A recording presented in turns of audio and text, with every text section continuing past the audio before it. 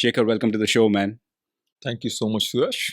How did you get into this field? So I tell everybody that while I didn't graduate from IIT, I did graduate out of the Indigo Festival. What is sound engineering?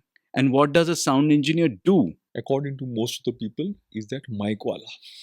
The word sound engineer is meant for someone who's interested in the word sound, okay, and is willing to kind of discover what goes behind it.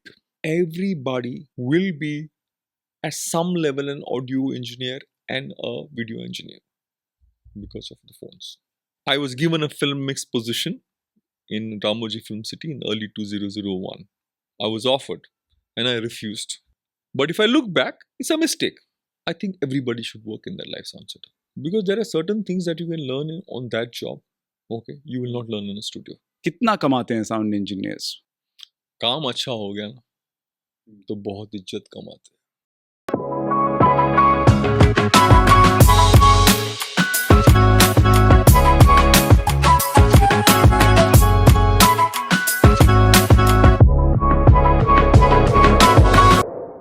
This is 101 with Suyash Mohan, where we are discussing different offbeat, off the center, of the engineering and medical fields, like the typical engineering and medical fields, and coming to careers and professions which are zara hatke.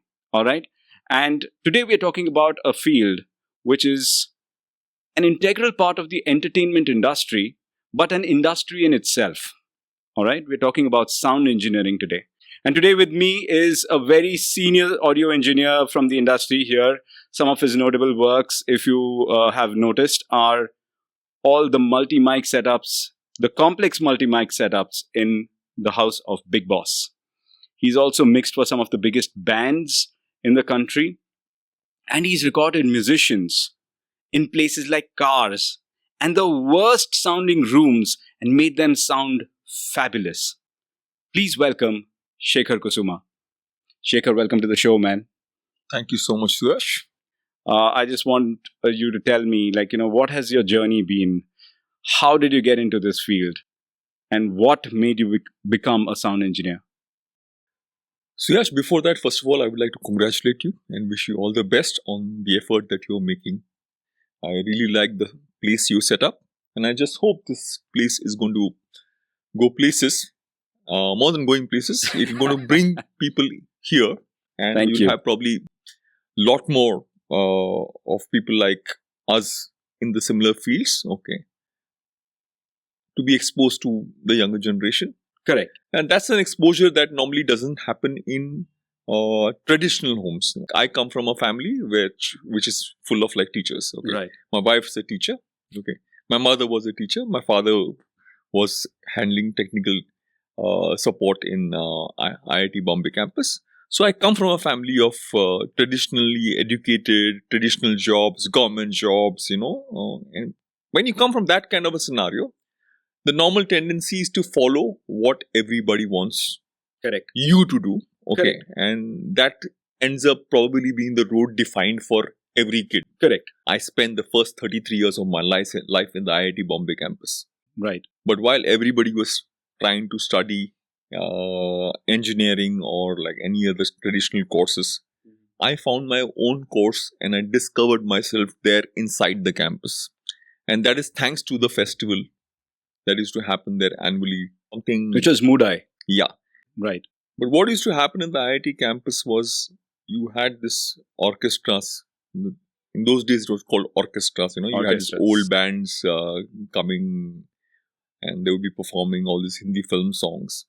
So you would have live musicians performing. Okay, you Right. had percussion players, you had like drummers, you had a guitar player, you had keyboard player, saxophone player. Okay, there are a couple of singers. Okay, I found that very, very exciting. Okay. But I was not someone who was a good musician or I didn't have any kind of musical talents. But my level of interest on music was probably unparalleled inside or outside the society that I was kind of living in. Okay. Right. So I was kind of looked out like a freak to everybody else. अरे क्या बोलते हैं इसको बहुत ज़्यादा पागल है like music के पीछे and all that. For them, all these things used to be annual affair. Okay, for Right. the society, it was an annual affair. The Mudindugu festival will happen, and we will see all these things. I used to be waiting for the festivals to happen. And over and above that, IIT had a lot of shows happening in between. Like there were hostel functions happening, then there were like intercollegiate festivals happening, the sports festival happening. All this thing culminated with some kind of an entertainment program. And most of the time, the entertainment program had music. So that's an area of interest that I had, and it got built over a period of time. And somewhere I started helping the festival by getting associated with it. And then it moved on from there, and I ended up being a professional sound engineer for many, many years on the festival. Right. So I tell everybody that while I didn't graduate from IIT, I did graduate out of the Mudindugu festival. So that's a compliment that I would like to give the Mudindugu festival, because Mudindugu actually showed me the way. Okay. Right. Showed me the way probably is not the correct thing, but it actually put me on a path to kind of pursue that field of audio engineering. Right. When you talk about audio engineering, not everybody who is in the audio engineering field is probably a qualified engineer. I am not. I'm someone who studied arts. Right. So the word sound engineer is actually someone who is meant for someone who's interested in the word sound, okay, and is willing to kind of discover what goes behind it. Right. So for me, that discovery happened very, very slowly over a period of time in college, then in all these festivals that I was attending, and somewhere in some scenarios, I got associated with organizing these concerts or these festivals Right. in different roles.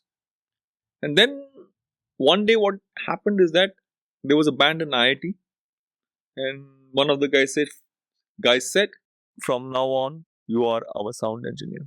You were also working as an A&R manager with a music label at one point in time. Yes, I did that work for about 2.5 years. That was between the year 1994 to 97 May. 97 May. So were you a sound engineer before that, or did you switch? Did you have sound engineering as an option? Then you did A&R with a company, and then you switched back to sound. No, I was already working with bands before I joined this music company. Right. So I did this course, one short-term course at the Bombay University campus, based upon what was happening at that point of time, where a lot of people said that if you're interested in this, why don't you do that? Right. So actually, I went to do this course purely to evaluate myself. Okay. Rather than kind of say that, okay, if I do this course, I'll become something and I'll learn something and I'll become a sound engineer. No, I didn't go with that intention. Okay. See, because by then I already had a decent amount of exposure to like live shows. Right. Right.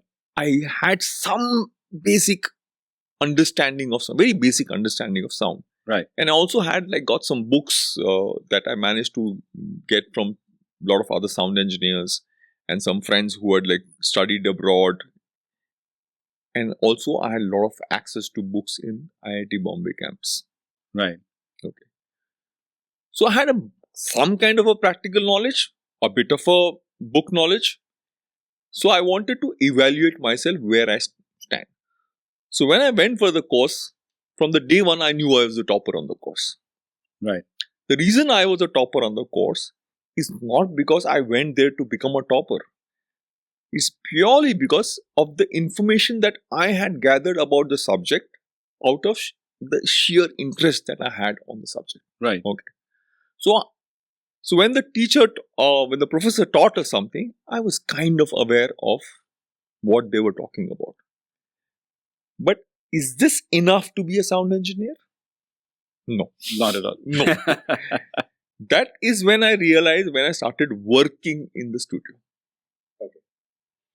That's when the limitations that I had, okay, to become a successful sound engineer started popping out. Right. Okay. the limitations could be a limitation in your own personality or flaws in your personality that which you need to correct. Right. Okay. So these are the flaws which I kind of discovered in myself, and I started working on that. So my growth in that field was a bit slow. Okay. It took a little time for me to kind of get everything right and get my whole mind, body, and sink into the whole this thing of sound. Just that, like I have just because I've heard so much of music and I know so much about sound and this and that. I've heard so many bands and this and that. It just didn't work. Okay. It's never Because- enough. Yeah, because never there's enough. a certain method that you need to follow. Okay. And once you follow the method, then after that, if you want to tweak the methods, okay, and you want to create your own methods, okay, or you want to kind of contribute to that existing method, which is basically the pillars of sound, okay, all right, then you know where you stand. Okay. Right. This is what has been my discovery in the field.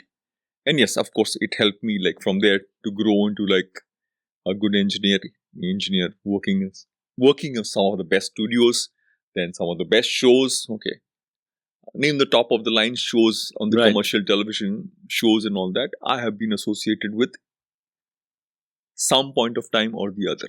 How will you define it? How will you explain it to a layman? That what is sound engineering? And what does a sound engineer do? According to most of the people of that kind of a thought process, is that mic wala. So recording engineering is one, live sound engineering is another aspect. Okay, broadcast engineering is another aspect. Okay, location recording is a different aspect. Okay, so the audio engineering field is divided into different kind of events. Okay, most familiar event that people are associated with is live show. Zindagi mein kabhi na kabhi somebody has seen Correct. some live show. Correct. Okay. All right. And what they are not willing to understand is because they don't see that happen is television audio engineering or a radio audio engineering is what the audio engineer is bringing that content to you, which was recorded by another audio engineer engineer. at some other point of time in life. Okay, and there is a RJ or a VJ who's talking to you. Okay, or a presenter who's speaking to you. His voice also is being brought to you through a sound engineer who's recording it in a particular process which it needs to be done. Correct. So the entire audio engineering is a process, okay, because of which audio is recorded in a medium, okay, and that the medium of recording is defined by which period it was. Okay, initially things were recorded on tapes, okay, then it's now is recorded in digital formats, okay, and the way the media is stored, okay, and the way the media is archived, the way the media is utilized, okay, is changing over a period of time. Okay. Right. So this entire process, there is also new fields of archiving also has started. Okay. Right. All right. So audio engineer comes in location sound. Okay. When we're talking about a film, two artists are going to be talking. Okay. Right. And two artists need to be mic'd in such a way that the mic is not seen. Correct. Okay. Mic is not seen and the audio needs to be recorded, okay, for two purposes. One, it could be a pilot wherein the same audio will be utilized to dub in the studio later, or if it's a proper location sound recording where the noise is under control, okay, and the voice is clear, it can be used in this one. That's one. So audio engineers are everywhere basically. Yeah. Right? So you have a person who is recording on location. He's the audio engineer on location. Yeah. Then there is a person who's recording in the studio. Yeah. Who's getting the dubs over there done. Yeah. You know, so it's like you're re-recording on top of what has already been recorded, and then what has been recorded is removed and the dubbed portion is kept over there. You see that in cartoons as well. So the person who is recording every kind of audio is an audio engineer. Person who is presenting that audio, as you said in radio, that there's one person who's recorded it and one person who is actually broadcasting it and making sure that the right levels are going. That person is also an audio engineer. And not to forget the whole industry, which is that of the instruments that are being used to do all of these tasks. Yeah. Right? So we're talking about a music studio. Music studio. Right? So I'm just going to move ahead and we'll come back to the details of how you were trying to put it over there. Right? Let's talk about the industry. Okay. Is audio industry an industry on its own? Or is it part of or do you think it's part of the entertainment industry? See, if you look at it, I think audio industry became more popular than the video industry in the early days. Why? Okay. Radio. Yes. Radio And existed music. everywhere. And music. Radio existed everywhere. Correct. Okay. Alright. Visual medium, to experience visual medium, you had to go to a theater. Correct. While the songs of that movie were played on a radio. Correct. Okay. So audio industry existed way before the video industry and it successfully made a lot of money. Correct. Okay. Before the video boom happened. Yeah, you're right. It's an industry on its own. But now in today's scenario, has it just become a part of the entertainment industry, or do you think there are more applications to it? See, if I look at it right now, the audio and the video industry have merged together because they cannot survive independently. They need each other. Okay? They need each other. Okay. You will have certain shows which are purely audio related shows. Okay. But even in audio related shows right now, there is a video playing all the time. Right. Okay. All right. Some kind of video and the graphics are happening all the time. Right. In earlier days, what used to happen is that when you had a sound show, it was a pure sound show, like a band is playing and all this, some very basic lights were there. Okay. All right. There were no cameras shooting it. Right now, one show is happening in one small ground. There'll be 100 people who will be capturing the video. Okay. Correct. They'll be able to capture the video way better than they'll be able to capture the audio. Because capturing the audio is a difficult part compared to capturing the video according to me. Quality audio is what we're talking about. And a lot of people would agree to this. Okay. So audio is a very important part of any communication. Can you share some applications which were like outside of the entertainment industry as well? Education. Very important role in education. Right. Okay. I have conducted quite a few projects where we have used it very effectively for education purpose. Okay. All right. And this is, I'm talking about not now, 10 years back, wherein they felt that there is a class where we need to record everybody. Right. They wanted to record every person's interaction. Okay. Right. Because it was a very important topic that they needed to discuss and they needed to get information. And they also needed to exchange information with people who are curious about the subject. Okay. So I did 40 microphones on every table and I recorded everything. So education, you've mentioned, is one field. What other fields do you think can use audio engineering? When you are building a studio or building any audio related project, okay, few things that is very, very important is acoustics of the place, air conditioning of the place, right, proximity of the place to noise levels, right. So if you look at it, you spend about 3 hours trying to set up this place, which is actually a podcast studio. Right. Okay. You spend time trying to figure out, okay, where are you going to keep the light? Okay, where are you going to keep the microphone? How the microphone, ensuring that the microphone is not obstructing the camera. Right. Okay. All right. Air conditioning noise is something that we are thinking about. Right. Absorption of the space, how we need to improve the absorption. Right. Okay. And considering that it's a podcast studio only, okay, we still can do with little bit of lesser amount of absorption. Okay. When you're talking about a proper studio, which I believe in probably a month's, year's time, it will grow into a studio where you would have a full-fledged acoustics done. When we're talking about acoustics, that's when you have not just absorption, you have isolation.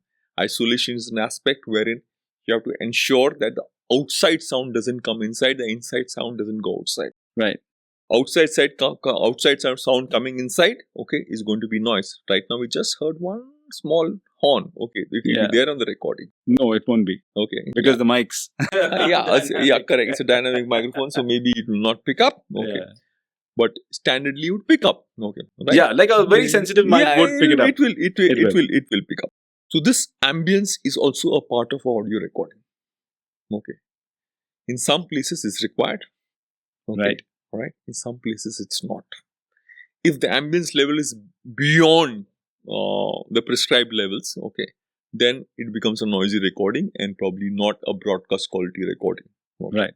So these are the other areas where moment you're talking about a studio, okay, or a space where you need to have every classroom, in fact, right now needs to be isolated. So, we spoke about qualifications. That you said you're not really an engineer, and I'm not a qualified engineer, okay, or qualified audio engineer. Audio engineer, but I can very proudly say that I'm decently read and decently understand the subject of audio engineering, wherein I can educate, train, and use people to execute projects. Right. Okay. I've done this in the last 20 years. Every year, I probably train at least 10 to 15 engineers, freshers onto the project. In today's industry, when somebody has to get into the audio industry, I'm sure people are looking at qualifications. But when I say qualifications, I'm not saying a degree. What basic understanding do you think one needs to have before getting into the audio industry? See, in today's world, education is very, very important. Okay. Right. It's very important. If you're educated, okay, that education will reflect in your work at some point of time or the other. Right. But audio engineering field, okay, there are lesser amount of organized setups, okay, and more unorganized setups. Okay. When I talk about organized setups, I'm talking about radio, television, broadcasting from this setups. Okay? Right. All right. Right. Qualification becomes very, very important purely because it is important. Okay. They need to have they have a proper process like HR process, and they have all these HR processes are based upon your what you have on your resume. And you probably, I can write that I've done like this show, that show, this show, and that show, but authentication in terms of and certification from a established institute or a respected institute is of importance to. Certain subjects did not have courses, okay, right? Or they had very limited courses, but right now it's not. Right. Audio engineering as a course is available from few respected institutes, okay, and at the same point of time, it was always there in film institutes. Right. But that point of time, the requirement of audio engineers was way lesser than what is required now. Right. Yeah. And if I look at audio engineering today, I think it's going to a point where everybody, okay, will be at some level an audio engineer and a video engineer because of the phones. Okay. Everybody has done a recording before they know the subject of audio engineering or video engineering or a camera engineer. Correct. Okay. All right. Correct. I'm sure you would agree. I do. Agree. So somebody who is entering into this industry, do you think they should just start with freelancing, or do you think they should actually pick up a job in a company, establish themselves, and then come out into the market and try and establish themselves differently in a freelance kind of a way? Freelancing should happen much later in your career. Reason why I would suggest that people work wherever they can get an opportunity to work, and work day in, day out. Because that early part of your work is your learning. That's where you are exposed to kind of maximum amount of different kind of jobs that you're probably going to be doing. So now let us say if you are working in a live sound company, okay. Today you might be doing a music show. Tomorrow you might be doing a dance show. Day after you would be doing a talk show, okay, right? Or you might be doing a क्या बोलते हैं, political rally, okay. So you might be doing a different job on a different day, and all the jobs would have different requirements, okay, right? A music show might be the prime category. In the prime category, what will happen is that the junior most engineer is going to be the junior most guy on the project. But if it's a dance show, okay, right, the junior most guy might get the opportunity of handling that project by himself. So these are the scenarios which will help you get into a scenario where somebody would say that, okay, man, he is confident, okay, I can give him these positions, I can send him here. So you are evaluated on a day-to-day basis, okay, right. And in that whole day-to-day basis of your working, you also can start defining what exactly you want to do in audio engineering. Whether you want to be in the live sound, whether you want to be sitting and recording in a studio. Again, in a studio, if you're working on a not a 9 to 5 basis, on a regular job basis, then again, one day you're recording music, next day you're recording voices, third day you're doing some SFX, fourth day you're doing maybe dubs, okay, alright. And based upon that, if you really start enjoying dubs, then you can join a dubbing studio, okay. If you really want to do only sound effects, then you can join a studio section where you are only doing sound effects. Okay, alright. If you like doing only mixing music, then you can be in a mix studio. Or you can be a recording studio where you're only recording sound. Right. If somebody is really interested in the entire, what do you call that? The entire spectrum. subject, the spectrum of sound, okay. And he can understand like the voices, he can understand music, he can understand SFX and everything, then he can aspire to be a film mix engineer.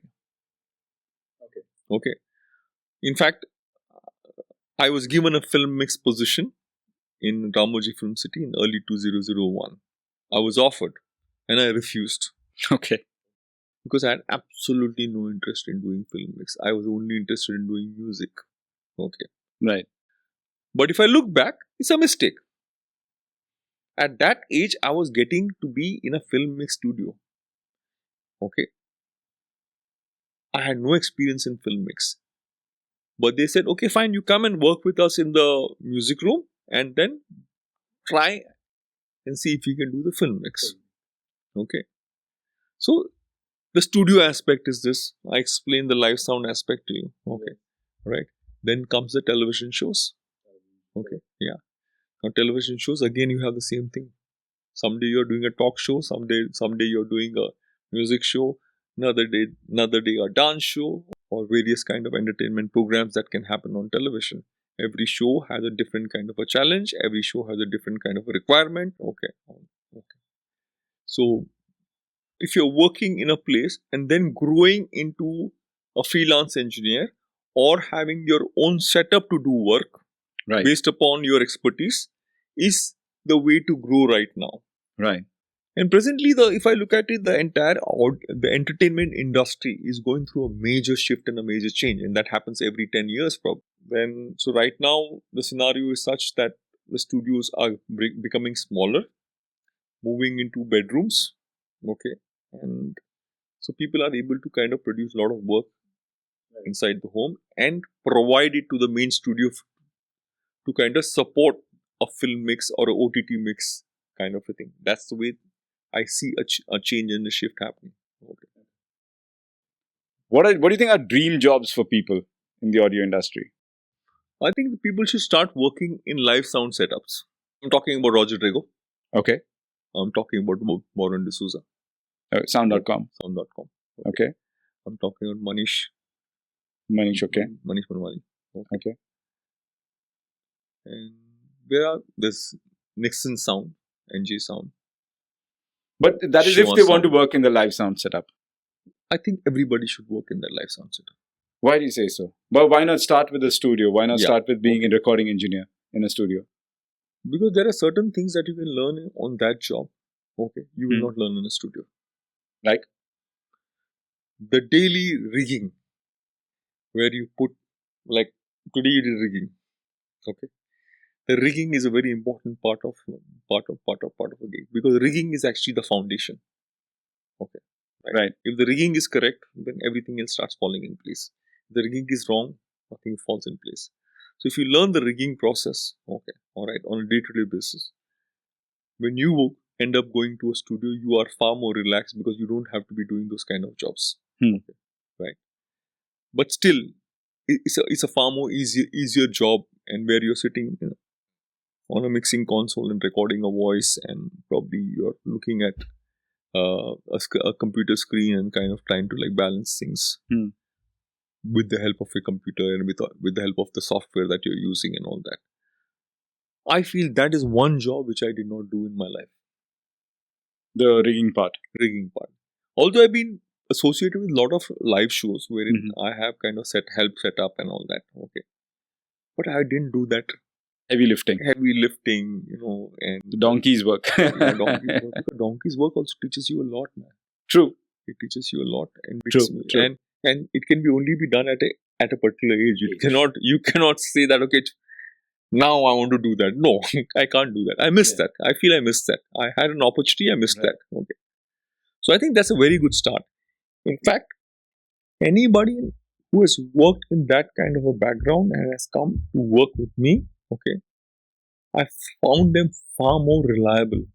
Okay, far more reliable, because what happens is that these people are also dealing with few things, like in terms of connectivity, in terms of electricity, okay, which are important aspects of your entire recording chain. Because if your electricity is not right, okay, then you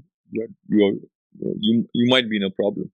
Okay, right. So they are able to point out, they're able to test that process. Okay, and all these companies work in a very organized manner. And they're so bloody organized that, in fact, if I look at it, they are probably better than some of the best abroad. Okay. So they have a method of working, okay, and that method of working is probably ISO. Okay. So I would always say that your education should be based upon that practical foundations that an industry needs. Okay. Right. Yeah. So that's why I suggest that people should start there. Very interesting point, that is, start with actually laying down the cables, actually doing the entire rigging. Okay. All that it's not making it sound so simple, because I remember It's not. But I realized that when I started doing my own recordings, that this is a sound engineer's job, and I'm doing that as well. So I used to connect 32 cables. Okay, I used to connect 32 cables if Ehsan Shankar and Loy came to the studio. Okay, or Zubin Balapure came to the studio. Yeah, I just connect 32 cables. Okay, all right. This is not microphones. I'm only talking about their equipment. Only their equipment. Okay. Right.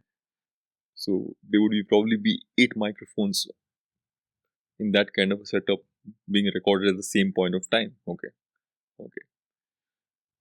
It's a different level of audio engineering. Okay. Yeah. Because what happens is that there are some things that you learn in the live sound. Okay. You will never learn it in a studio, because in a studio you have everything recorded on a proper headphones. Here you have all monitors open. Okay. Right. Okay. So it's a different kind of a learning. Okay. So let's talk about some of your work. Right. What are the 2 of the biggest setups that you've done? The biggest setup, if I look at it, I connected 5 mixing consoles. Connected 5 mixing consoles. How many channels are we talking about here? Talking about 64:4 and 72. And what were you recording? It was a Bigg Boss project. Wow. Yeah. For the Hindi Bigg Boss, or it was for the Hindi Bigg Boss? Hindi Bigg Boss. If I look at it, my area of interest right now is growing towards networking. Okay. Right. And I do more of that work right now and less of audio engineering work, because I have like people kind of doing that for me. Right. I set up and the audio engineering part is something that I've already trained guys to kind of do that, and Right. I'm focusing more on this, the networking aspect of audio engineering. Networking is not audio engineering. Networking is a way of sending audio and video through network protocols. Right. So this is like a huge setup, and I'm sure it comes with its own set of challenges. Can you share with us some challenges that you feel are like, okay, this was the biggest challenge that I faced, and this is how I kind of overcame that in your career? So there was one particular show, okay, wherein I was running 4 consoles, okay, in 4 different spaces, okay, and one console burned. Okay. Okay, like full fire and The, everything. the smoke started Smoke coming out in started. the morning. Okay. And as I said, 3 consoles. Okay, this is not the 4 consoles. This is a 3 console scenario. And I get a call in the morning. Saying that, hello, sir, this console is burnt. Okay. And 2 hours after that is when the shoot is supposed to roll. Okay. Right. And we are wondering how to do the show now, because there's no console available in the city that I was there, the similar console. That was one scenario, okay, wherein I had to pull off the show. So I had to make a major change in the whole scenario, wherein I could bring the second console, okay, and run this place instead of 2 consoles, run it on 1 console, and take this 1 console and bring it here to make it work.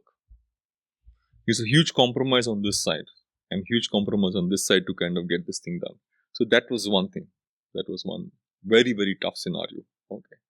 And I was able to manage that, and I was able to pull it off purely because I was well aware of what was the setup. If I was not well aware of the full setup, how it was done, it would have not been a very easy task for me. This is one of the crisis scenarios. There have been quite a few crisis scenarios where I've faced, because that's a 24/7 show. It doesn't stop. Okay. Like, unlike a live show, what happens is that, okay, now it's gone. The song is gone, is over. Okay. 10 o'clock, the show will get over. Come what may, good, bad, ugly, the show will get over. After 10 o'clock, we'll do something. You don't have that bandwidth there. Right. So we're running 24/7. That show runs 24/7. That is the challenge. Okay. To make it run 24/7 for 100 days is a challenge. We all know which show we are talking about without taking names. Yes. I think we should also share names of people who've really contributed to the industry, and people that we look up to in the industry, and that's why I'm kind of asking this question. Top name, okay, would 100% be my guru Shantanu Hudlekar. Okay. And he's not just a guru for me, I think he's a guru for the entire industry.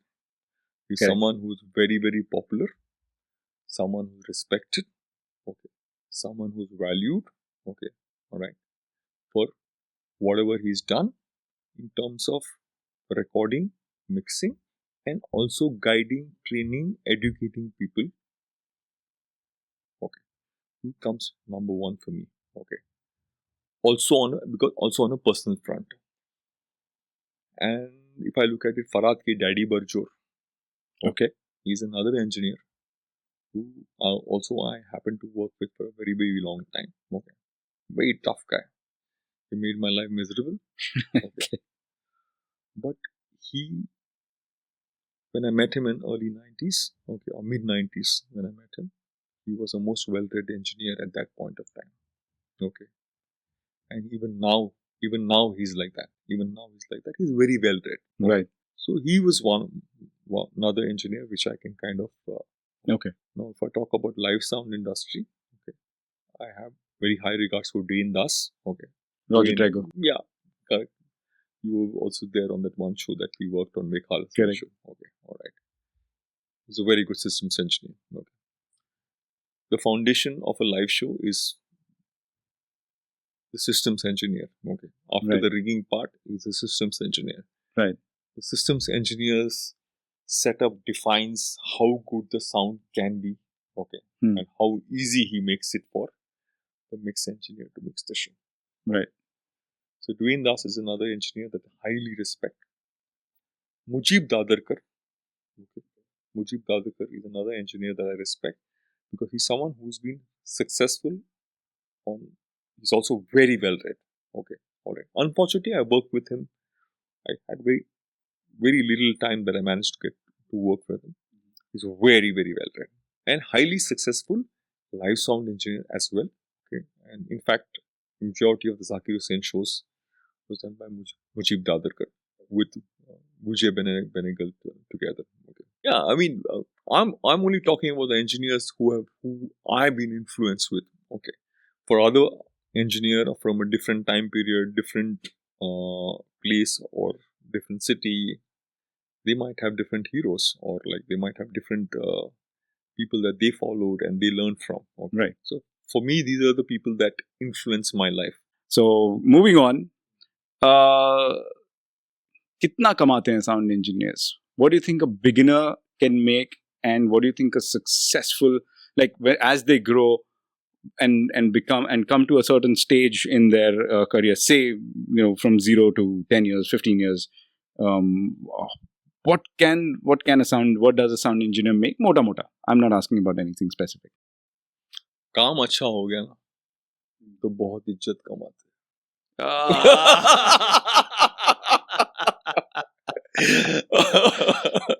ये बात तो सही है. It's like that. To be very frank with you, like many a times if you look at it, we thrive on appreciation. Right.